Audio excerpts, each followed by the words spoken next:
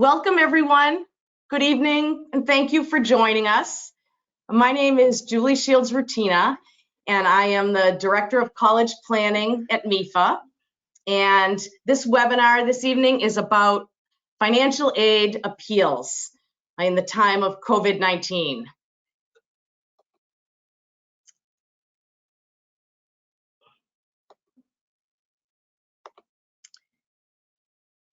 I want to tell you a little bit about MIFA and mainly get the point across that I want you to know that MIFA is here for you during this time and always, but especially during this time. We are in a very unusual time, and especially an unusual time for your students who are going through the college process. And we have, instead of being out in the community and working with you in some of the ways we always have, we have really tried to turn this around and be able to do things like we're doing tonight virtually. So I'll encourage you that after tonight, please continue to visit mifa.org for lots of information and tools and resources. You can also call us at any point with short questions, long questions, email us, follow us on social media channels, and also join us for future webinars. We plan to have a whole series of webinars throughout the course of the summer to keep you very much up to date on what's happening with colleges and the college admission and financial aid processes.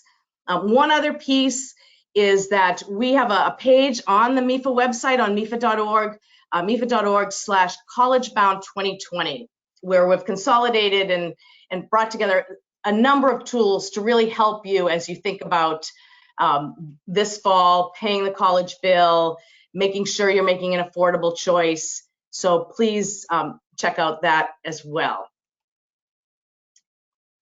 Tonight, this is the topic of tonight's webinar. We have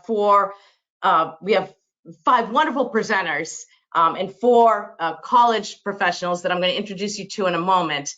And they're going to give some general campus updates, what is going on campuses as a result of COVID-19. And then they're going to break down the appeal process on each of their campuses and share a lot of information about what will be helpful for you to know about appeals. Hopefully you'll find a lot of tips, best practices, and I think you'll see they have a lot of messages to share with you about the months ahead, the very uncertain months ahead for all of us for sure. And we're going to take all of your questions. So what I would ask you to do is just at any point, put your questions in the question feature on the right hand of your screen, and we will try to get to as many questions as we can. I am also recording this webinar, so we'll also follow up with you and send you any materials, the PowerPoint slides, and the recording of the webinar if you'd like to watch it or share it at another point.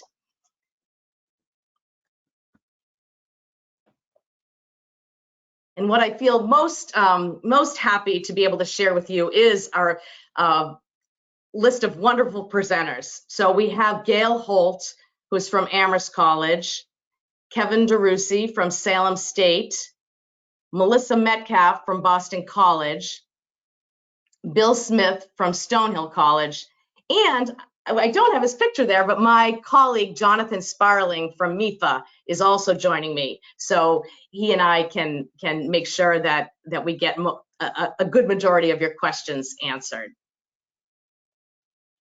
And I think we'll just leave up the pictures on the slide for now, and we can get started with the questions. So I think I am going to ask, as we start, for each of you to go around and maybe give a high-level explanation of what is happening on your campus right now, what are you hearing from families, and how are you handling appeals and the appeal process?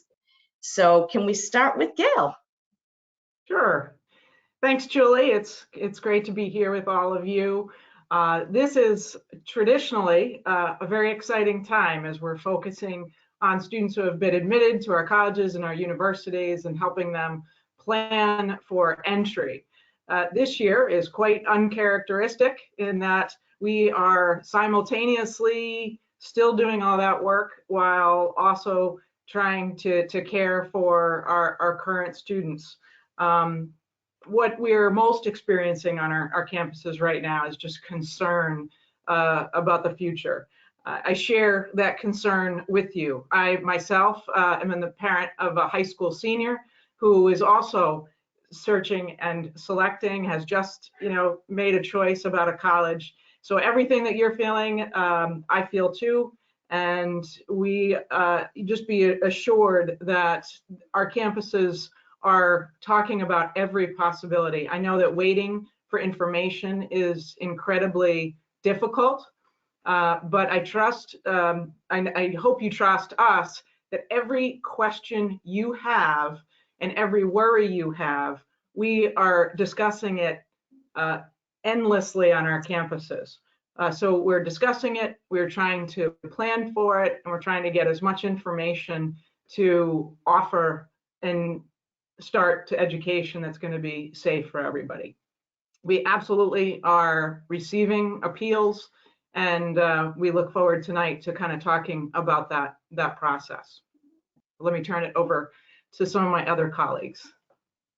All right, I'll go with Kevin because you're in the left of my screen, Kevin. Hi, good evening. Thank you for having me. I'm very excited to be here tonight. So pretty much to piggyback on what Gail had said, we're dealing right now, we're focusing primarily on our currently enrolled students to make sure that they're safe, that their needs are being met, while, as she said, this is a very busy time of the year for all financial aid offices because we do have our incoming freshman class that we typically work with. The appeals, fortunately, are coming in functioning, almost at full capacity. We might be a day or two behind, but we're trying to get as much done as we can and get answers out to parents. Salem State did extend their decision date from May 1st to June 1st to kind of give parents and students a little additional time to kind of weigh their options and figure out what their future is going to look like. But the Salem State Financial Aid Office, as well as the rest of our administrative business offices, we're working. We're there 5-6 days a week. We're still plugging away, although it is a different landscape doing it remotely, but we're getting it done. Melissa? Oh, hi. Boston College is in a very similar situation. We've been remote, both students and staff, since mid-March, and we're working feverishly to try and get everything done by May 1st. Boston College has not moved their deposit deadline, and that deadline is this Friday. So we're working very hard to not only take care of our current students and those that have had to move home and are working remotely, but we're also trying to get our class in and dealing with what families are going through. So I think, much like Gail and Kevin, we're doing everything we can to get families through this. And Bill. Great, thank you very much. It's great to be here. I echo a lot of the things that everyone else has said. It's great to go last sometimes, but I think what's really important is that we acknowledge that families are looking for certainty in a time where we really don't have a lot of certainty. And just please know that we understand that at colleges and universities, and we're trying hard to be there to ask your questions. So if you walk away with anything from this, please know that a lot of the aid offices in particular that are out there are geared around being available for you to ask questions. And so when it comes to deposit deadlines, I can tell you for Stonehill, we didn't officially move our deposit deadline, but if that's a big concern for you, please let us know. If an appeal, I know we're going to concentrate a lot on appeals tonight, but with appeals is really not a bad question that can be asked right now. And so every college and university that you're thinking of or you're interacting with might have a different process. I think you're going to hear that tonight. but ask about those processes, ask your questions, and we appreciate that you're looking for a lot of certainty when there really isn't any, and we're trying to address those concerns for you. Well, you know, I'm going to ask one question of all of you because it seems to be a question that's on a lot of people's minds, and I think it's especially maybe because the May 1st deadline is coming up, and many schools have the May 1st deadline, and that is, can I deposit now, and if I deposit, and then still appeal later? Because I think some people are feeling like, well, maybe they haven't lost their job, they have so much uncertainty, and so they just want to know that making that deposit is not fully saying I am 100% sure I can pay for this. Will they still be able to appeal at a later time? I want to say most definitely. Make your deposit. Students and parents, you can file an appeal anytime during the academic year. So if right now your situation is stable and things are, you know, looking okay, but 2 or 3 months down the line something changes, you can definitely file an appeal at any time with our office. And I'll just jump on to that as well. I think that one of the biggest differences that you may experience between schools right now is how schools are able to accommodate or review projections of 2020 income. There's great variety in what schools are able to do. So some schools may tell you that they need to wait until the end of the 2020 calendar year to be able to consider that information. You may recall that you reported your 2018 income information. So our focus right now is to focus on the families that have already seen a decline, kind of the as my colleague Kevin has said, the pre-COVID appeals. And so that's sort of our focus right now, families that are filing their 2019 income right now and have seen a decline, and that's easy to document. The 2020, there may be some schools that will collect documentation about income earned to date and what the projection is for the rest of the year. But you probably should know that if a school takes those estimates, it is almost certain that they will ask you to finalize at the end of the year that information, and will make adjustments if those estimates turn out to be a little bit different. Other schools may ask you to wait and provide that 2020 income at the end of the year and then make adjustments from there. But it's very important to know about a school's process. And I don't know if anyone else has anything to add, or I have a slightly nuanced version of the question too. Good. Yeah, so another kind of related question is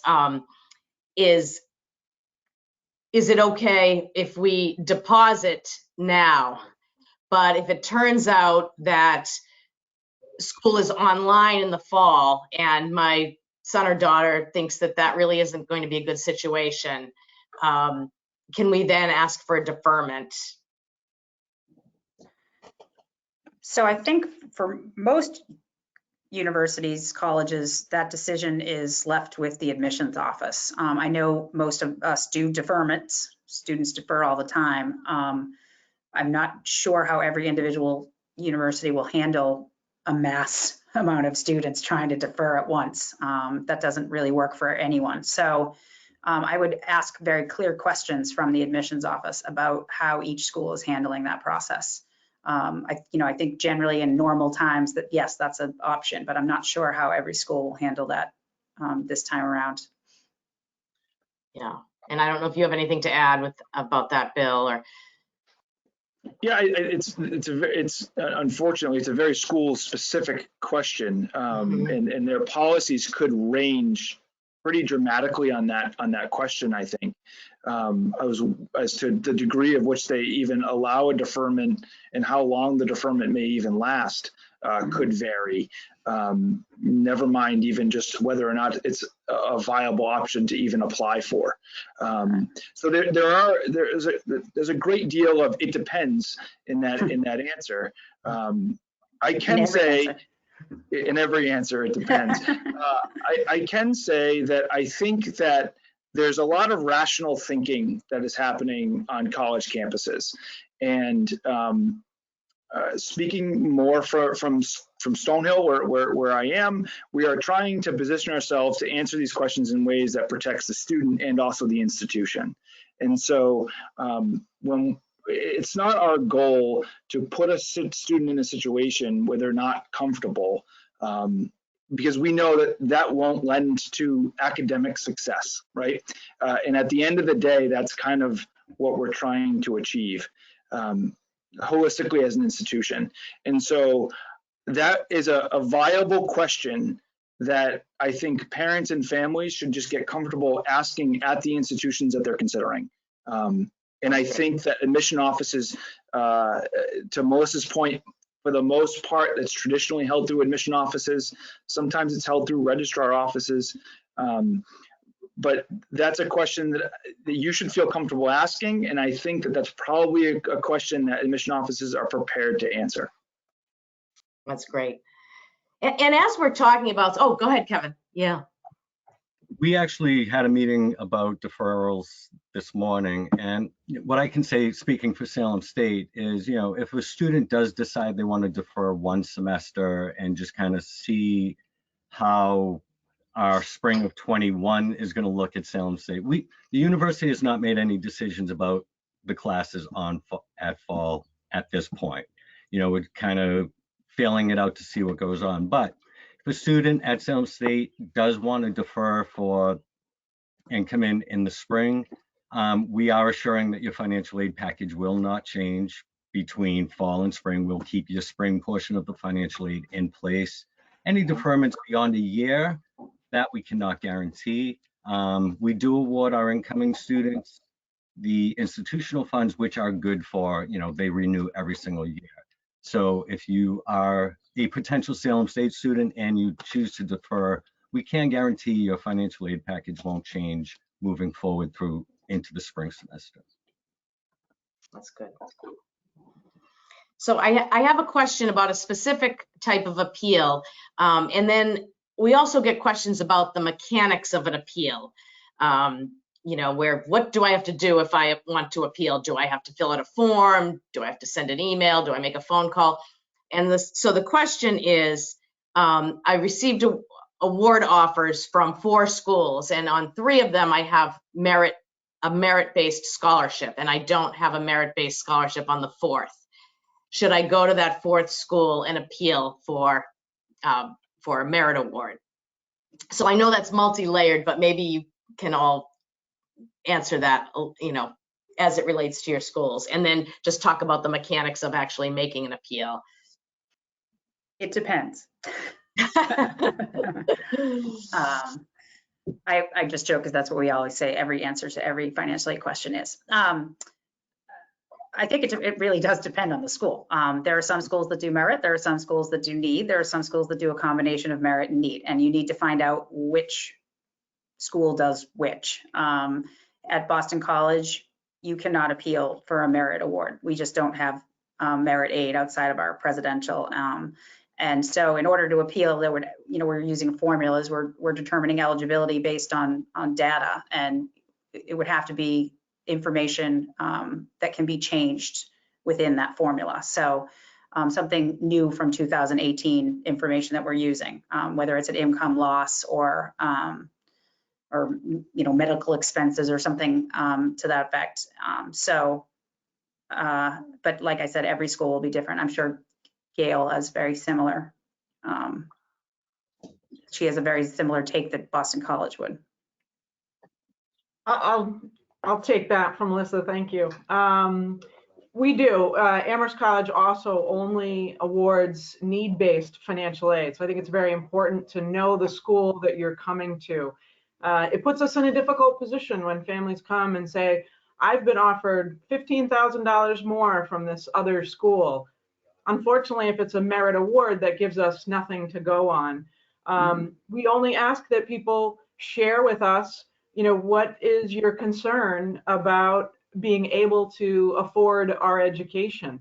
And you can do that in email. It does need to be in writing, so you're welcome to do it in email. We do provide a form on our website only because some families find it very helpful to have that structure, but it's certainly not required.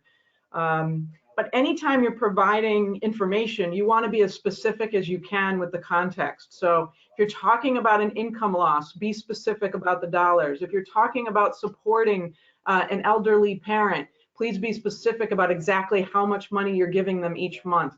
If you're talking about paying for your educational loans, provide the documentation of exactly how much a month you're paying. If you've paid medical expenses, provide copies of expenses that you've actually paid.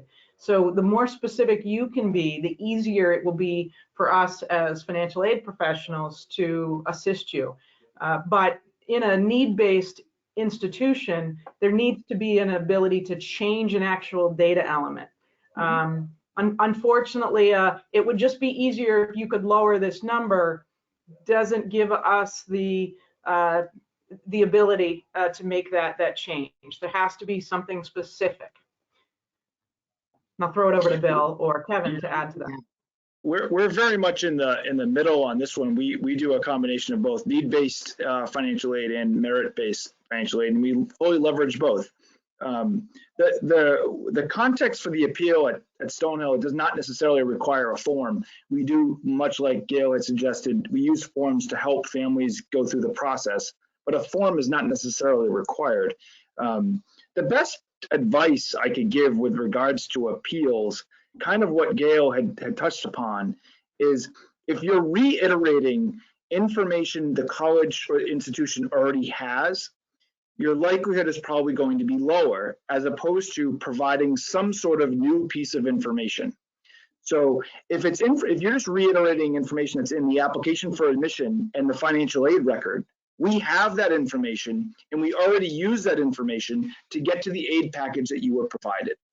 So it's helpful for families and also institutions to be provided with an opportunity to review something else. What other layer of context or information is not relevant or in those applications that we then could consider and provide additional assistance on. Yeah.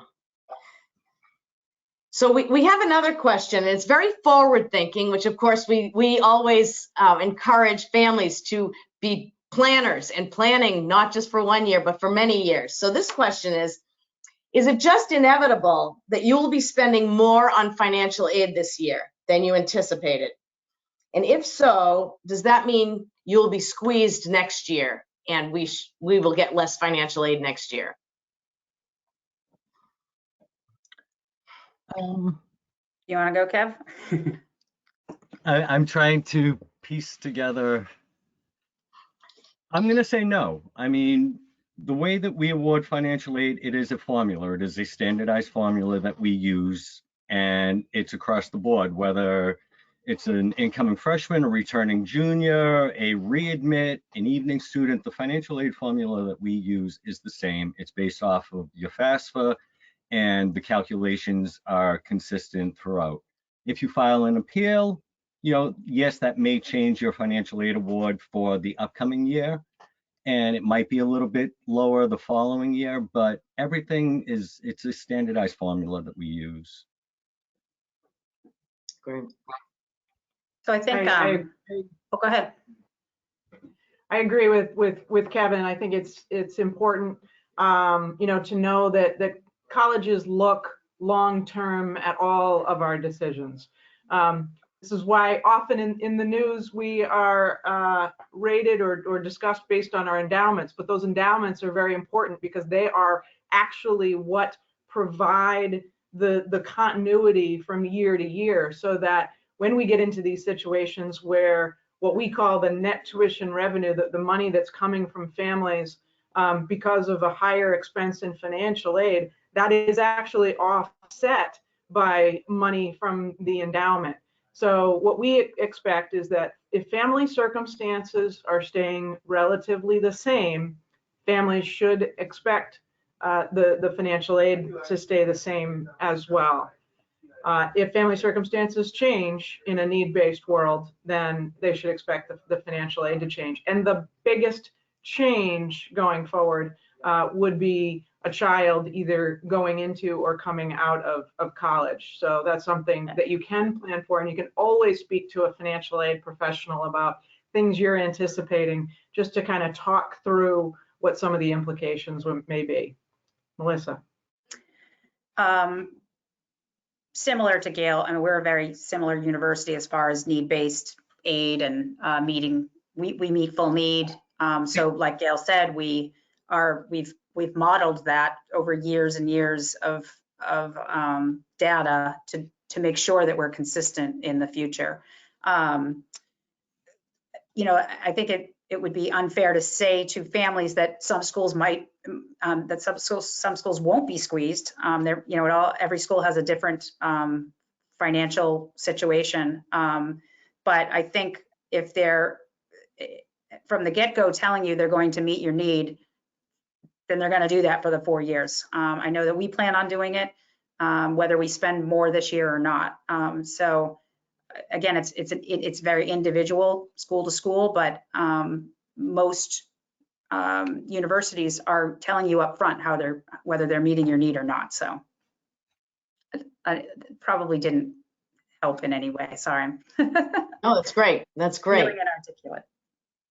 Now we have another question, someone who has already made an appeal and they really feel like without receiving additional money, and it's a COVID-19 situation. They didn't say exactly what it was, but COVID-19 has changed their financial situation and they've made an appeal and they haven't received an answer and the deadline is May 1st. What should they do? How should they get an answer or not deposit or deposit? How would you advise that family? Anyone? You should definitely call the school. We are fully aware of the May 1st deadline, and we are working to get everything done by the May 1st deadline. If we, you know, at least at Boston College, if we have your information, we will get you an award. But we're also dealing with several requests at a time. There are current projects and missions set around students that are currently enrolled, so we're working on that. I mean, things are coming at us from every different direction. So there's a lot going on. It's possible that someone just hasn't responded to you yet, but that doesn't mean they won't. But I wouldn't take the chance. I would call the school, I would email the school, I would ask what the status is of that appeal, and don't worry about bothering anybody. It's our job, and that's what our goal is. And I'm sure every school, I mean, we're working day and night. I'm sure every school is doing the same. Yeah. Since Amherst also still has a May 1 deadline, I'll just say schools absolutely have a process and expect some students to call and ask for an extension. They may check in with the financial aid office to just understand, should they give the student an extension for a few days, or is the financial aid office going to need more time? Should they give, you know, a week? That is extremely common. So no school wants you to deposit without the best information and the most, you know, the information to make the decision that you need to make. So please, you know, make sure that you ask for that time if you need it. So I'm going to ask a couple of other questions. I know we covered in another recent webinar, but I think they were good ones. Can we talk about double deposits? A number of people are asking if it's wise to deposit in more than one place. Bill?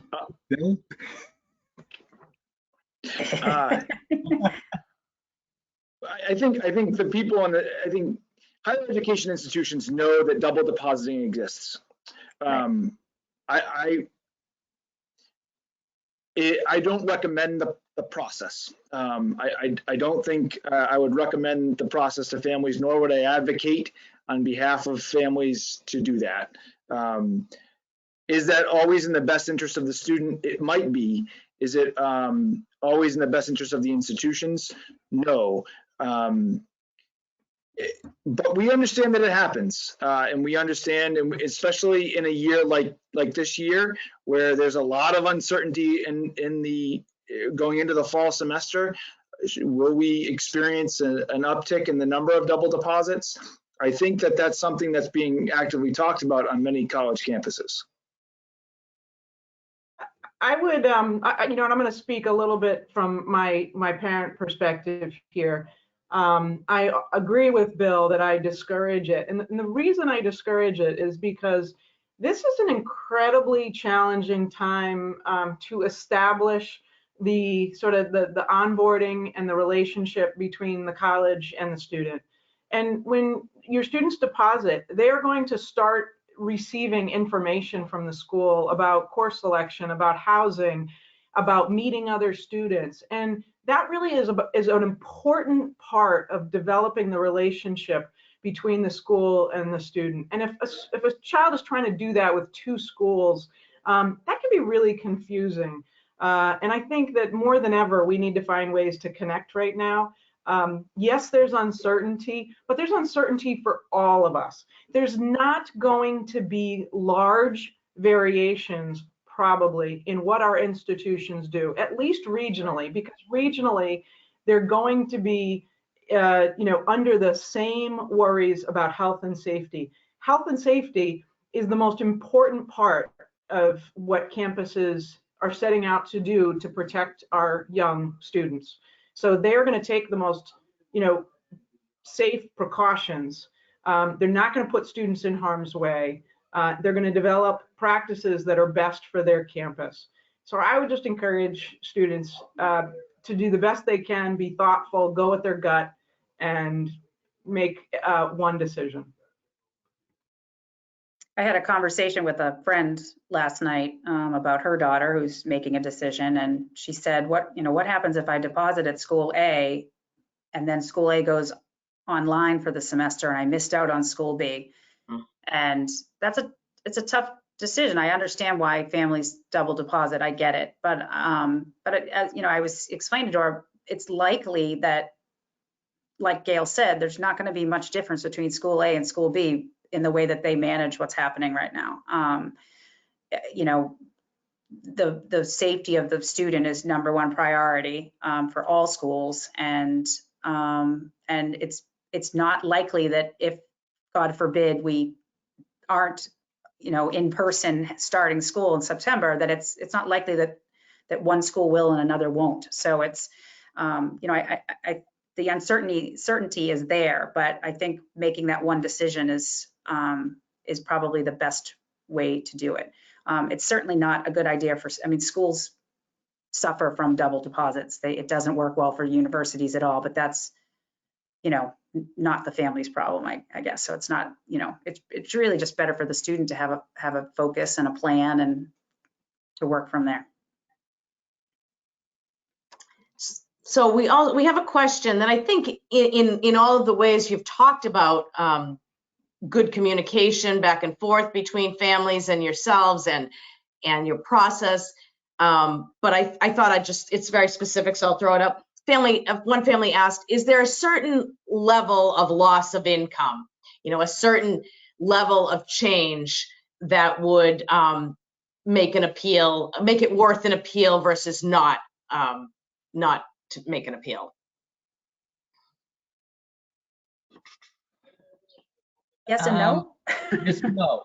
It depends. Yes. As Melissa said, is one of the key answers to all financial aid questions. It depends.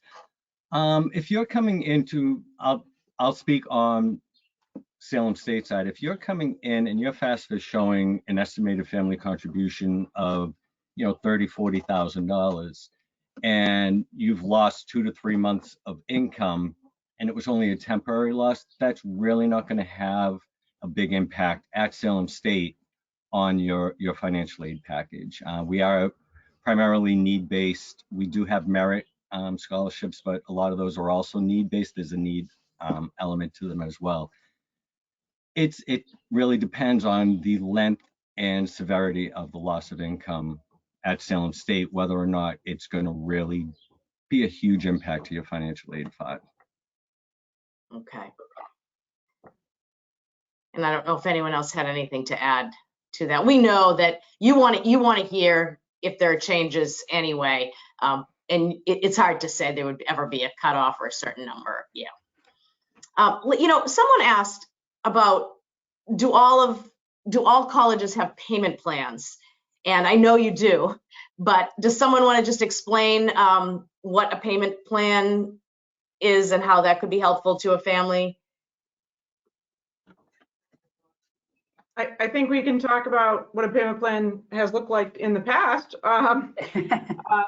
There is some discussion about should payment plans change in this climate of COVID-19 and strain.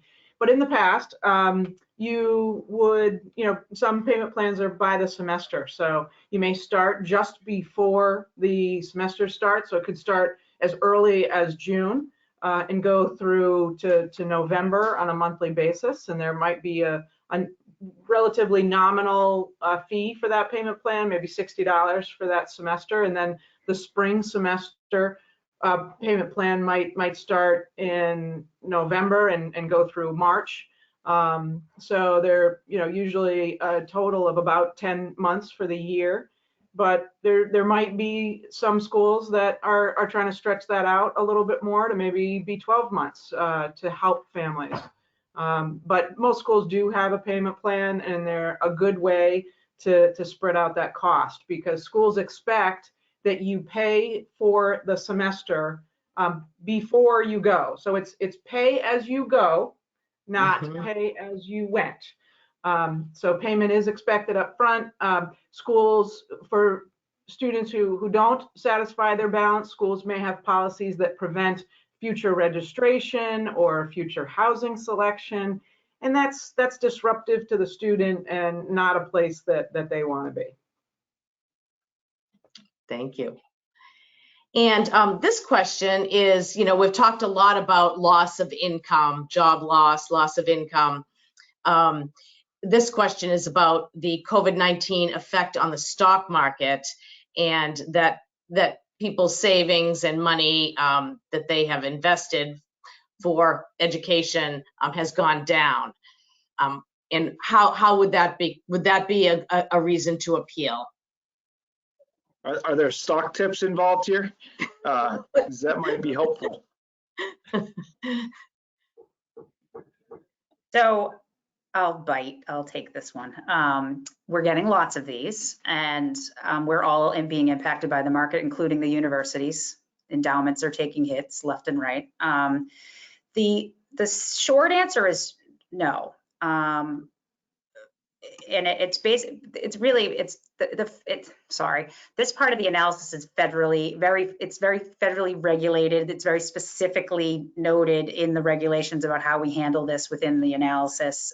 So we don't do mid-year adjustments to assets. That doesn't mean that schools can't use professional judgment and manage that in the way that they choose, but we're choosing to not award appeals based on change in assets. The family does have the ability to reapply each year where they can update the asset level at that time. And so, I think it's best to think about at least the need-based calculation. It's a snapshot in time. It's not really a cash flow analysis. So we're not changing as your income and assets are changing throughout the month.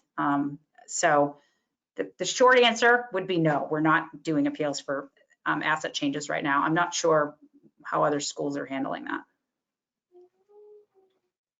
I will echo Boston College, that at Amherst College, we're also not jumping to change on assets, because we do expect markets to fluctuate. We do expect there to be some recovery. We're much more worried about income changes at this point, and that's what we're hearing. But it's important for families to know that in the financial aid formula, the impact that assets have from the outset is a much smaller impact. because we know that assets are not as liquid. We know that they're there to serve a variety of purposes. So if the portion of a contribution that's coming from assets is 5% of those assets, it's going to take a lot of decrease in those assets to make any substantial shift in the family contribution. So that's why it's definitely does not have the same impact as shifts in income, and that's what we are really seeing right now, is that what we're experiencing as a country is really about income more than it's about assets. Yeah. Another question, how does the CARES Act funding impact the ability for schools, for colleges to be more flexible with appeals? That's a great question. Great question. Definitely great. I would say it doesn't really. No. The CARES Act is specific to provide grants for current students who have expenses that are directly related to the disruption on campus and from the coronavirus. So institutions have received money, and they are only serving as the entity to get money to students. So our focus is for incoming students is really separate, and I'm happy for anybody else to jump in on what they're seeing on their campuses. 100% echo that statement. I can speak for Stonehill. Stonehill is using 100% of the CARES Act funds, the share that needs to go to students and the share that goes to the institution for currently enrolled students. We are not anticipating using any of it for any appeal dollars for prospective students for next fall. So that's a specific example, but it echoes what Gail was saying about implementation. Ditto. All right. And one family asks that their student was expecting to earn a significant amount of money this summer, and the job is at a camp, and the camp is going to be canceled, and the student won't be working at this point. Probably not at all, or we'll have to find another job, but who knows? That's very much up in the air. Is that a reason to appeal? I think yes. At the moment, universities may not be making these sort of adjustments. We're all kind of in a wait and see place.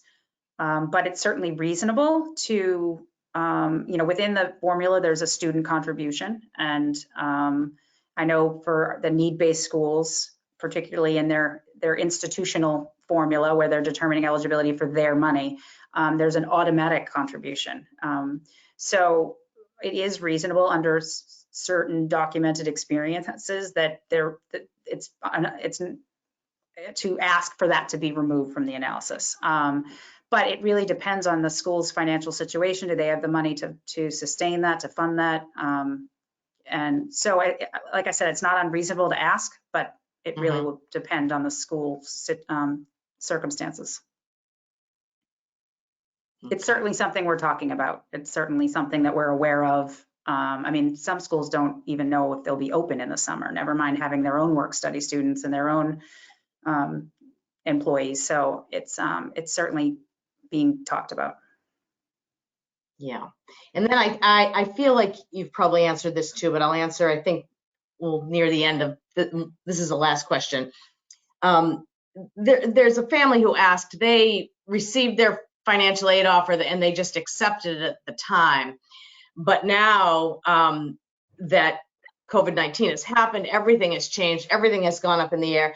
Are there more options? Should that family is listening to this webinar about appeals and everyone asking about appeals, should they appeal now?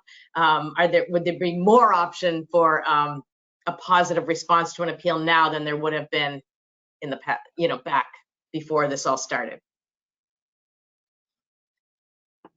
I'm going to say what I had said earlier. basically, we use a standardized formula. So if you've already received your financial aid offer and something has impacted your family's finances, be it COVID-19 or just your finances are vastly different than they were in 2018, take the time and appeal. I mean, it does. I'm a big proponent of it doesn't hurt to ask. And I know, speaking for Salem State, if there's something that we can do for you, we are going to do it for you if we can. It takes but a minute to fill out the appeal form. It might take a little bit to compile the documentation that we'll eventually ask for, but it doesn't hurt to ask and doesn't hurt to appeal if there's been a significant financial change. Yeah, I think Kevin hits the nail on the head there.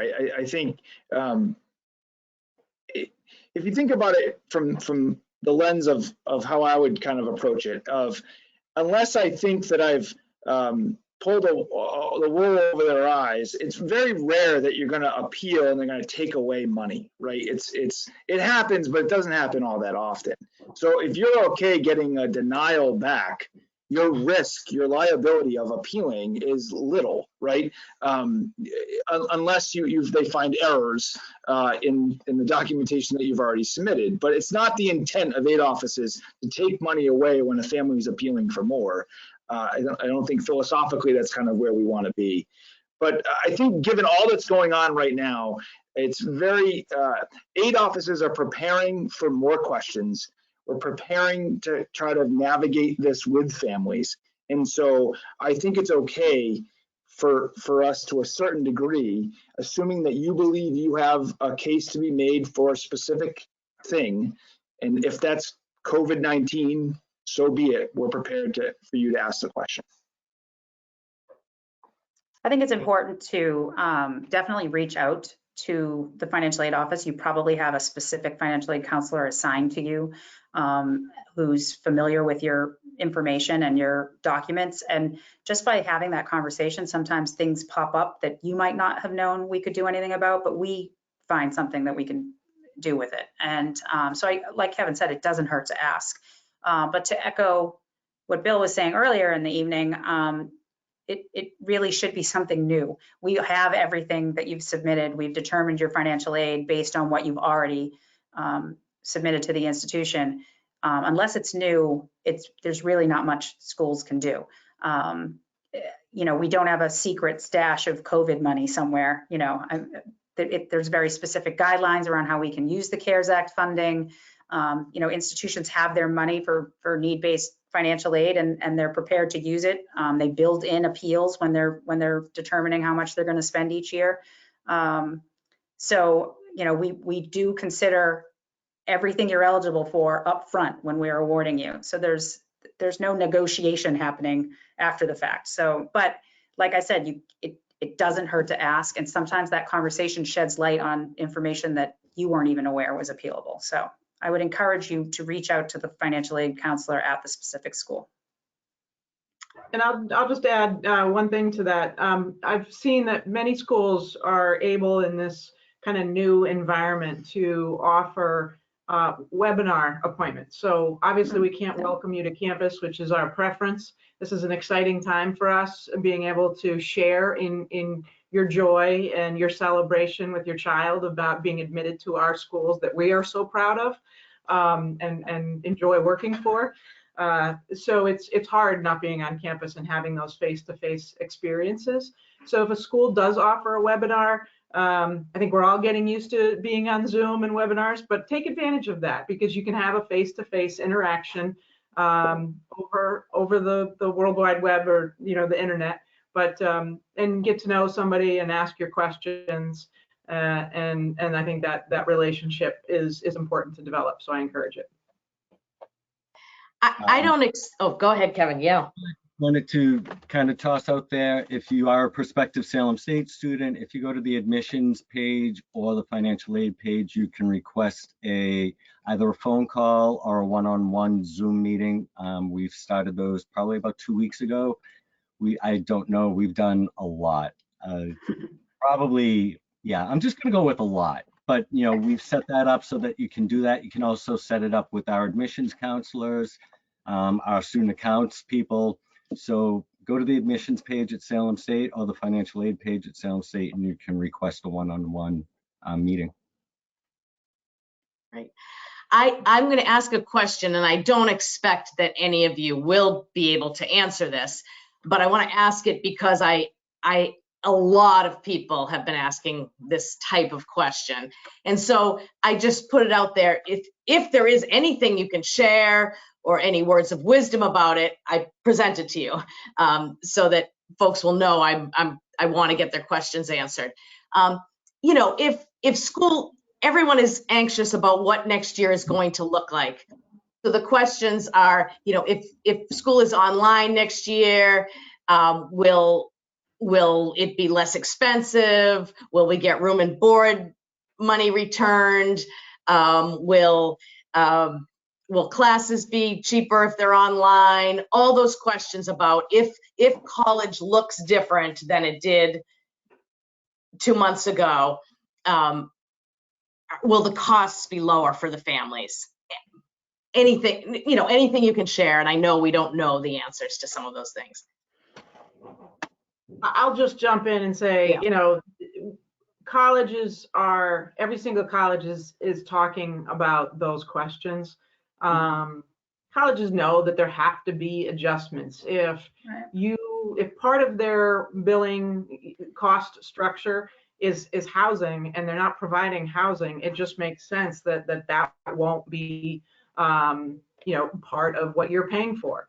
In terms of the educational experience, that's an open question. What I would say is institutions are trying to ramp up the way that they are delivering education. So this past spring was about us just getting students to safety. It was about how do we get students home to safety and finish the semester. So this semester was not about, you know, the best models. It was about leveraging technology the best we can. But I think through this spring and into the summer, we're trying to figure out how do we deliver the best possible educational experience. So that may or may not, you know, translate into changes in billing or dollars. But what I will say is for families who are receiving financial aid, the financial aid is based on the total cost and what is billed. So if there is an adjustment to the cost, there may also be a corresponding adjustment to the financial aid. So I think families are sort of best positioned, at least right now, to be planning to pay the family, you know, the family contribution if it's an award that's meeting full need.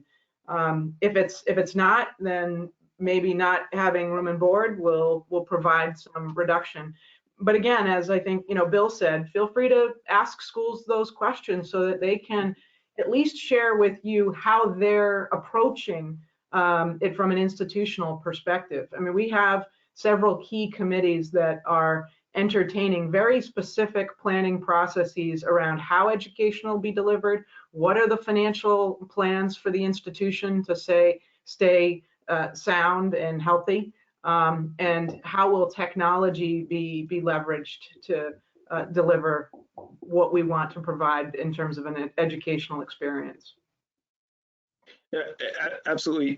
I think the key thing that Gail always brings a lot of value to these, and so the key that I would drive home there is the financial fit that you're trying to aim for right now is the one that you should be driving towards. Don't make a decision based on anticipating charging less in the fall because you believe or you're betting on them going to have a cheaper rate. That would be not good advice that we would be giving you if we said that, right? Make the determination based on those aid packages that you have at the cost structure in which has been explained in those aid packages. And that's the best advice in terms of making that decision that I can.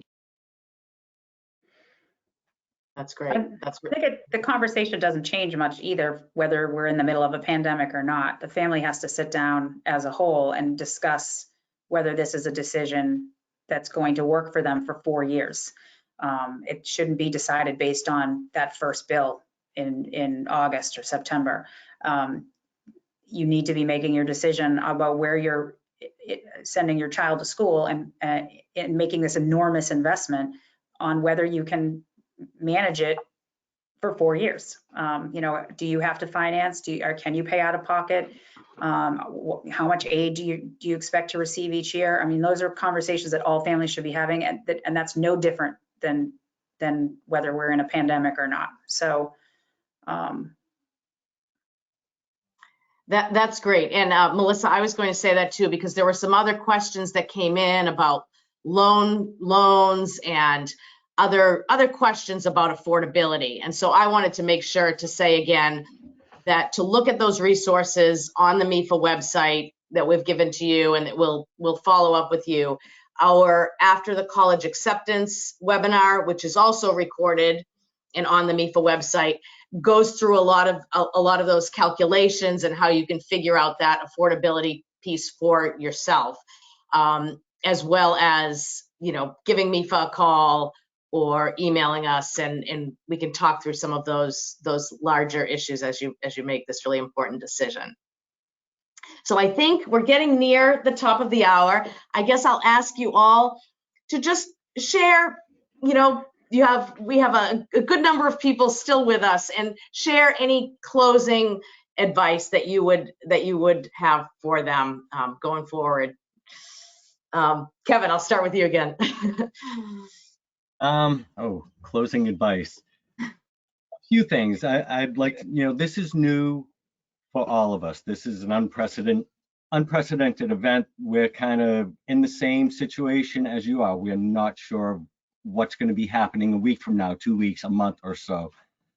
So if you are filing an appeal, my advice would be, please be patient. We are getting to them as quickly as we can. Everyone is every appeal that comes in is being given the time and the review that it deserves. Take care of yourself, take care of your family, and, you know, just know, I often say that I have one of the best jobs in the world because I help students realize their dreams. I help them to achieve their goals. And that's what we do as financial aid administrators. We're here to help you. We're not here to like pinch pennies and not spend money. We're here to help you as a student or as a family to kind of reach where you want to be in life. And, you know, be well and stay well. Right. I And think Gail. as much as this is a time of uncertainty, it's also a moment of transformation. Higher education has a lot of opportunity on the cusp as we look at how education is delivered and what students are getting out of it and how they collaborate. It is generating some new opportunities. It's generating some new enthusiasm from professors about their approach to education. So I think you know, let's see what good comes out of this, and it will be okay. And Phil, what are your words of wisdom? I think the advice that I've been trying to come back to a little bit is without the COVID disruption, there needs to be an acknowledgement, I think, for the seniors and the parents of seniors. This generally is a time of great anxiety, I'm sure, for families, the selection process, but it's also a time for a lot of excitement, right? And I feel like at times right now that part of it is being lost in the shuffle, in the confusion, in the uncertainty, in the frustration of the whole thing. And just remember that we're trying to provide opportunities for excitement. And so to latch on to some of those opportunities, as you're making your decisions, there's a lot of great things that are being put out by the colleges geared towards that excitement piece of it. And I know I'm supposed to be telling you here about the value of goat use, concentrate on academics and do all that. It's all very important. But I think because the seniors are losing out on a lot of events, that some of the excitement of this has gone away, and that makes me a little sad. And so if you can find ways to bring that into your house, I think that might help with some of the anxiety and frustration of what will the fall be. It's what will the fall be, but that's my future. I'm now part of a new community, and I'm going to join that and be a part of it. And it's going to be a journey, and no one has all the answers right now, but embrace it. Thank you. And Melissa, you're going to wrap it up. That's frightening. Well, I mean, I have the same sentiment as everybody else. I kept thinking as Bill was speaking of how, you know, my personal approach has been to try and embrace this. My kids have been uprooted. They're not in school. I'm not at home. I'm talking to families in the middle of my living room.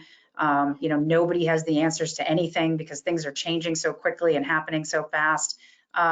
So, you know, I'm trying to embrace it. I'm trying to get my kids to embrace it. You know, what's that saying? Never waste a good crisis. I think a lot of good can come out of this. You know, there's innovative technology happening. Schools are focused on, you know, new and improved ways of engaging students. It's not ideal if we don't start in September in our brick and mortar institutions, but it's a possibility, and I think, you know, we'll all get through it. This is kind of becoming the class of 2020 story, and they really should embrace it. I think do the best you can. We're doing the best we can. Try to make the most of it. We'll all get through it. Thank you. I thank you all so much for sharing, and I'm sure that families learned a lot. I'm just going to go to our last slide here. And again, just really encourage people to reach out to MIFA, call us, email us. We also are doing one-on-one appointments. I'm doing them right here at my dining room table. So if that would be something that you'd like to talk through your situation, you could go to that link and fill out just a short form, and someone will call you back, someone from the college planning team, and we can help you with additional questions to help you make this decision. So thank you all for joining, and we wish you the best. Thank you. Thank you. Be well, be safe, be healthy. Thank you. Thank you all.